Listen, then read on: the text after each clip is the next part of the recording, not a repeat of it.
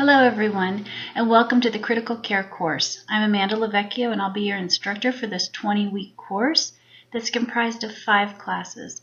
Each class will be 4 weeks long.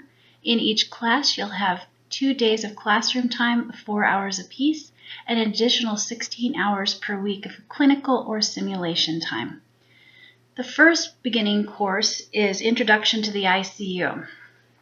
This is an overview of the nursing work of an ICU nurse. This includes such things as taking vital signs, measuring input and output, drawing and interpreting labs, patient positioning, reading monitors, and using other specialized equipment.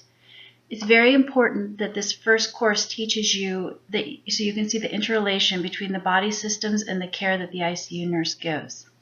Then we'll move into the heart of the matter, which is the cardiac system. Cardiac issues are some of the most visible and readily monitored in the ICU. This course will teach you to evaluate heart dysrhythmias and what actions are appropriate for you to take. This is a key to performing critical care work. This course will teach you to take in rhythms at a glance and know exactly what to do when you see them. Next, we'll be moving into sepsis.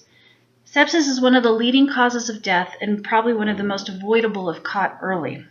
This course will focus on lab values, vital signs, interpretation of input and output, and focused assessment on the patient for signs and symptoms of sepsis. This course will also address evidence-based treatment modalities. We'll next move into electrolyte and fluid balancing. As many ICU patients are intubated and minimally moving, it is very easy for them to experience fluid shifts and electrolyte imbalances. These shifts and imbalances can be life-threatening in the case of hypokalemia or lead to skin breakdown in the case of edema, which is often caused by a protein deficiency. Next, we'll move into vasoactive medications. Vasoactive medications are commonly used in the ICU and titrated for effect. You must have a complete understanding of how these drugs work and which body systems they affect. It is imperative that labs be reviewed for adverse effects of these drugs. You must also be aware of time limitations in order to not cause harm to the patient by overuse of certain drugs.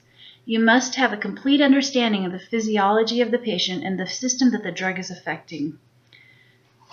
After this course is complete, your final will be comprised of a simulation lab in which you will have a patient that goes through all of these disease processes. You'll be required to assess, plan, implement, and evaluate if your treatment was effective.